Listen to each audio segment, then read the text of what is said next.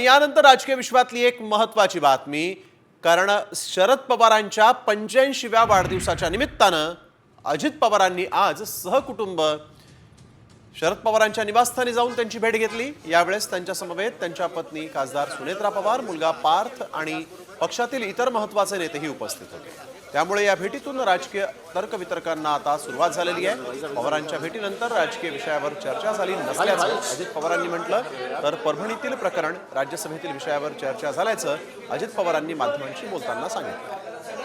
आज साहेबांचा वाढदिवस आहे, उद्याच्याला काकींचा वाढदिवस आहे, त्याच्यामुळे त्या दोघांचं दर्शन घेण्याच्या करता आम्ही त्या ठिकाणी आलेलो होतो।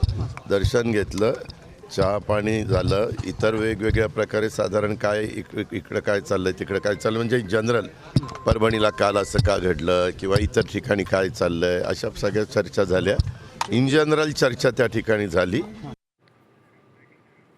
तर आपण बघतोय पवारांना शुभेच्छा देण्यासाठी ही भेट झाल्याचं यावेळेस म्हटलेलं आहे, परंतु या ठिकाणी जनरल विषयावरच चर्चा झाली असंही अजित पवारांनी म्हटलंय। राजकारणापलीकडेही संबंध असतात असं अजित पवार यांनी यावेळेस म्हटलं। मी घरातलाच आहे, मी बाहेरचा कुठे असा प्रश्नच अजित पवारांनी आज केला।